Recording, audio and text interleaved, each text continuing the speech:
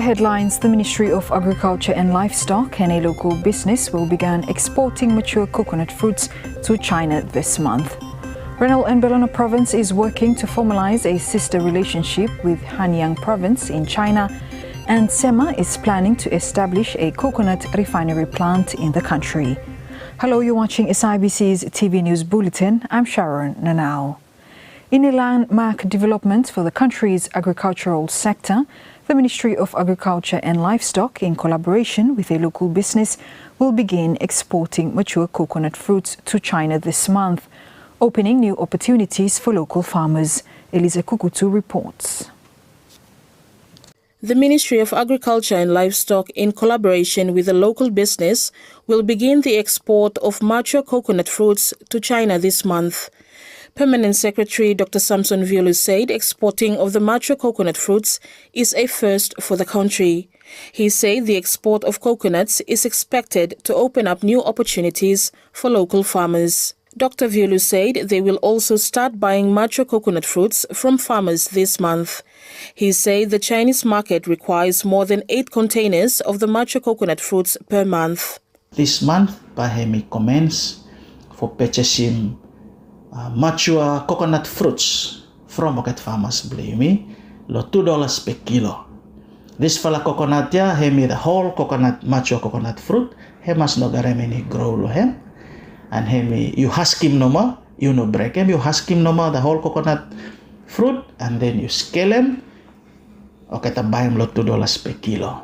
The Chinese market hem require more than 8 containers per month of that mature coconut fruit. And this month, this fellow local exporter Blamey, he is an indigenous Solomon Islander, a local business person. Him by exporting the first 2 containers of whole fruit, mature coconut fruit, go to China. And me fella collaborate with him, me fella allow him for him using facility below ministry, lo Henderson area, free of rent for the next 6 months. Make him service store him o kata containers blame lo there for fill up with him 17,000 nuts per coconut for export lo China. And me hope that with this new initiative, baby no longer need for doing the hard work, laborious copra activity mo, but o kata mommies blame or the small pickaninnies, even the disabled ones, o kata sabi go collect him coconut underneath lo barrick blocket no ma, husk him no ma, scale him, sell him come this for local exporter now. So ministry hemi acknowledge him every challenges, issues and concerns where me okata farmers blame lo provinces him experiencing. For SIBC TV, I'm Eliza Kukutu. Guadalcanal and Bellona Province is working to formalize a sister relationship with Hanyang Province in China. Provincial executives began discussions on the sister relationship with the Chinese embassy in Honiara last year.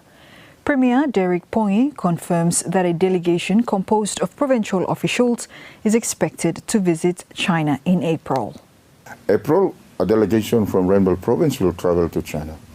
We'll travel to Hainan to meet with government officials there to discuss now this sister relationship. And also, what invited me all for part of Lohala trade expo, hoping that we will connect with some investors for doing investment in Bellona. He explains the partnership will focus on specific development priorities. For Fala area, we really look like infrastructure, tourism, fisheries, and agriculture. These 4 areas now, there are other areas too, but we are looking at work with other development partners, but these are infrastructure, tourism, fisheries, and agriculture. That one we really look forward for discuss with them. SEMA is planning to establish a coconut refinery plant in the country. Ian Kaukui with the details. The Commodity Export Marketing Authority, SEMA, is planning to establish a coconut refinery plant in the country. SEMA Cabinet Subcommittee Director Simon Chotu said the refinery plant is aimed at enabling coconut fruits to be processed in the country. He said this will add more value to the coconut when they are exported. He adds with the refinery plant, they are looking to further process copra into more value-added products. The revitalization strategy is also included value adding, and SEMA is also trying to secure a refinery or a production plant where imi processing the whole coconut. Imi no exporting copra itself, because people might say copra is a raw resource, but that's not really the issue. Copra, it's a value added commodities. Yeah? Dry nut na raw resource, but time you cut them and then you put them low bag and then you cook them, you're adding value to that coconut. So it's actually an added value. Copra is an added value commodities, but then it's at the last stage. Or say minimum stage blame or lowest value na copra. But overall, copra is a value added, and it's been a practice that we've been carrying on for past decades. Means I say 6 decades already. We've been surviving on that one, and most of our parents and grandparents are relying on copra. So copra is a value added commodities of coconut. So now it's the stage where we add value to copra again. Yeah? So we down process more.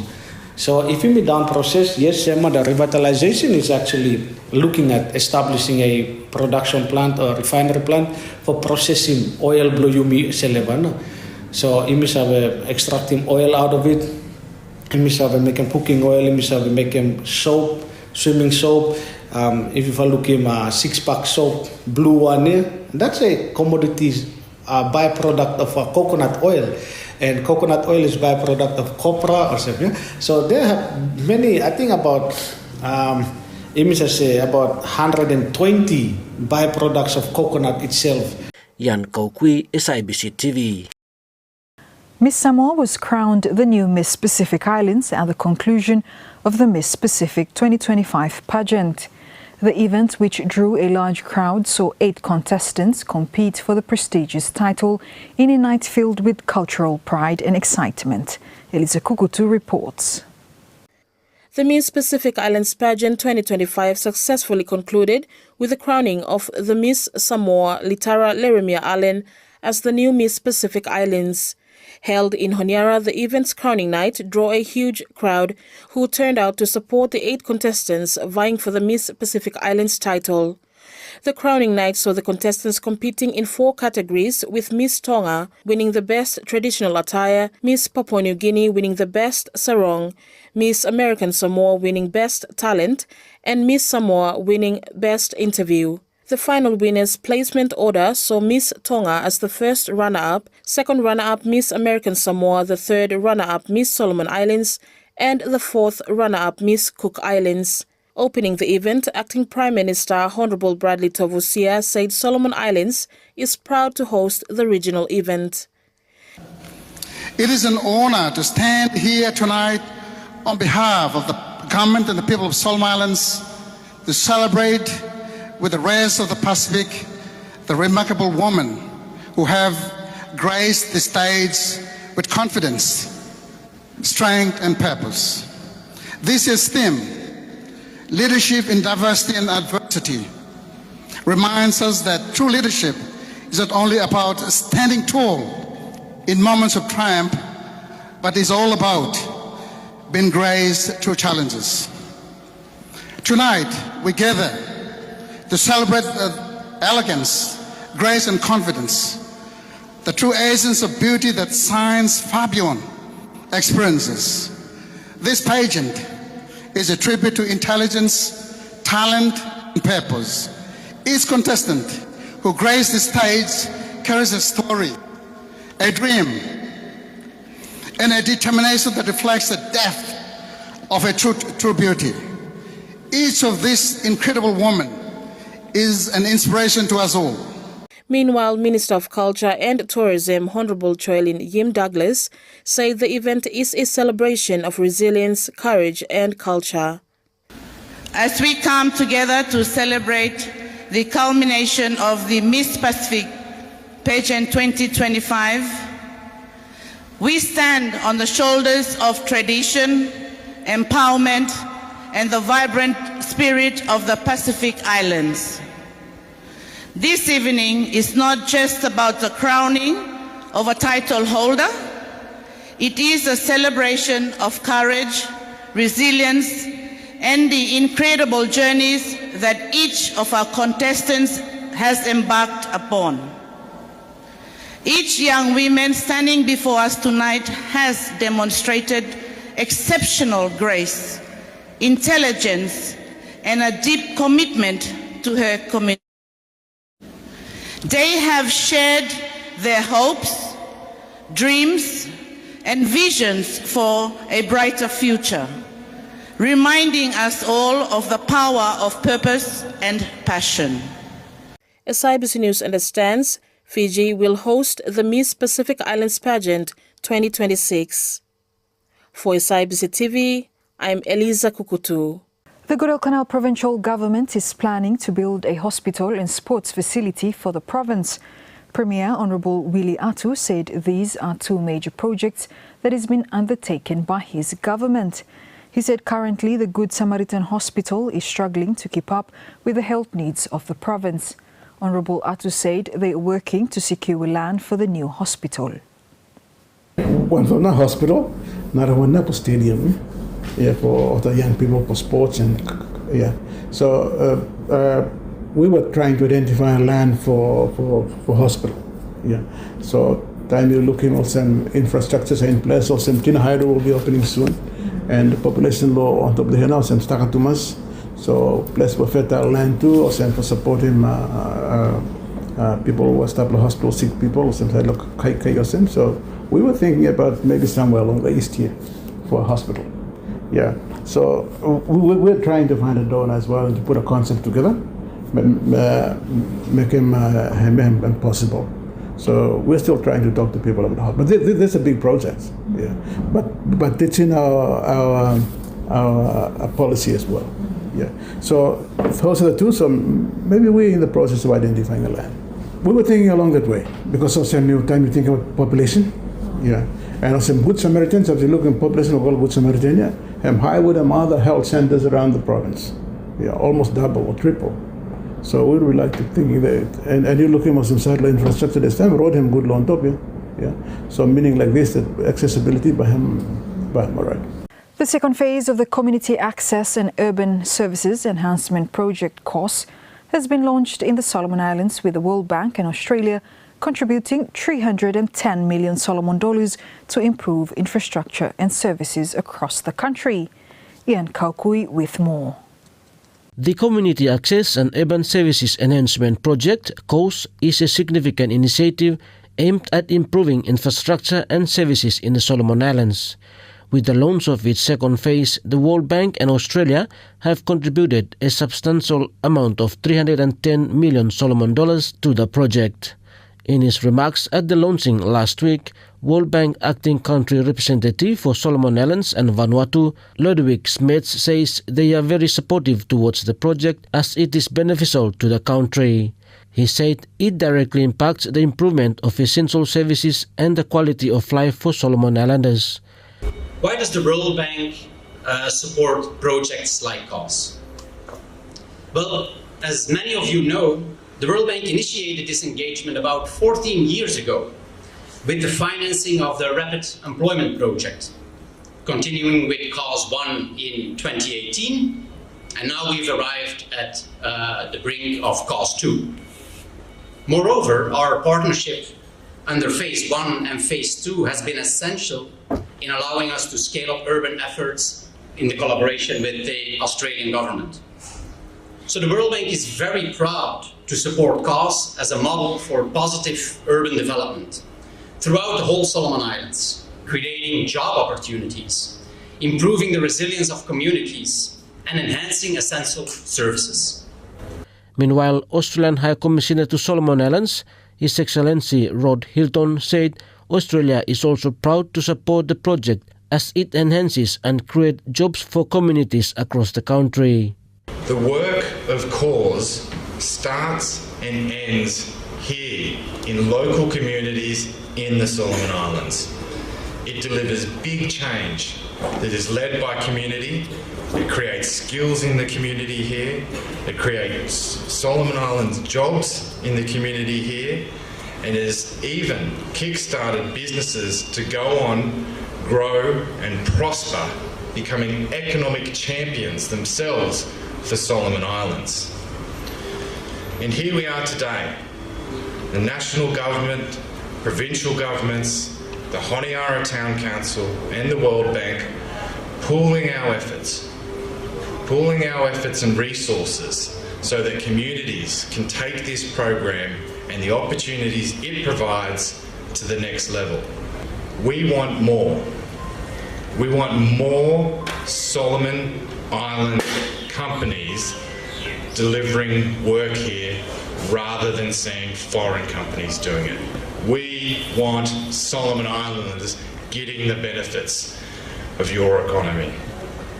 More funding, more partnerships, bigger projects, more infrastructure, more jobs for Solomon Islanders. Most importantly, these benefits will all go to Solomon Islanders. You me celebrating more worker for companies blow Solomon Islanders. And you me celebrating more infrastructure for communities blow Solomon Islands. That one meaning more economic growth and more development for Solomon Islands. And that one making me bar excited. That one making me bar happy for joining you fellow everyone today. Yan Kaukui, SIBC TV. The lack of transport resources is a challenge faced by the Royal Solomon Island Police Force in carrying out its duties.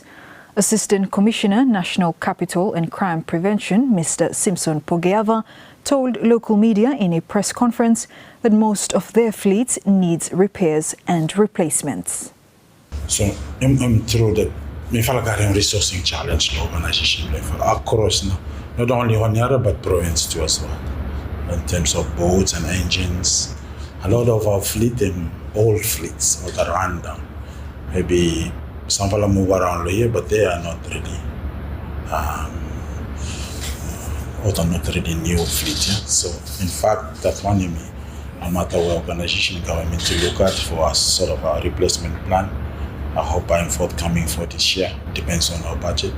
But over frontline, I'm really encountering now resourcing issues. Vehicle is one of them, apart from manpower. He adds lack of manpower is also an issue that needs to be addressed. Manpower, really no that number to police on our city. We want more than that, so that me fellas have be visible. Vehicle no stop, but me follow on the street or same for if we're looking. Those are ongoing challenges apart from other consumable items. They are really issued for us. We follow but try our very best to for running now the stations believe me. So hembara through hembara by through to mass if we got run their shift, picking up, then reports come. We follow encounter this one. Even reports come from front HRC, which is PCC now we call it, Police Communication Center. Reports come through there. Some of our reports call there. So a lot of reports come here, but due to our limited resources in Barawa through headquarters, Mifala vehicle, but they are supporting vehicles for admin purposes. Mifala demarcating specifications for those ones that are used for frontline purposes, operational vehicles also. So currently, a lot of our vehicles we follow fixing by run a little bit. Other vehicles of front line run 24 hours and him no also employ me or even the headquarter once lawyer me for run and only when me for attend the meetings. For what they run 24 hours, another shift come, go by always encounter them. We try our best to find how best me fellas are able to attend to our people with the limited resources that we gather. Now, a young Solomon Islander has turned her love for spicy food into a business. For me personally, the person that inspiring me is late Mamblomi. Me watch him how him handle him finance him and how him manage him work life, family, and also a small business because she's him doing baking as well, cooking. So that inspiring me for going to other things too. Despite the challenges faced in balancing work and her side business, Siala is grateful for the support from her family. Bami say on for challenge, but challenge him there, but have no meaning you give up, you keep going. Try for balance him no ma waka and also timely for running business. Him no easy, but by him require him a lot of effort, a lot of planning too. How to go about him, what comes next and what for dream. Me look him help and support the family. Sometimes me need him help for put them together ingredients. Yeah, sometimes they step in come and helping me for day to day or whatever orders were coming. That's bara helpful to me. She encourages youth to take on their business aspirations one step at a time. Once you set their mind blue for doing something, just go for it. Don't let challenges for holding you back. Challenges are there for you to overcome. And also, if you plan for starting something, start with what you have, with the resources that you have. Have no meaning you have to wait for something big to do for starting off business. It could be your interest, your passion, or something that you love for doing. No mind. And that's news. Follow us on sibconline.com.sb and our SIBC News Facebook page for more of our latest stories. Thanks for watching.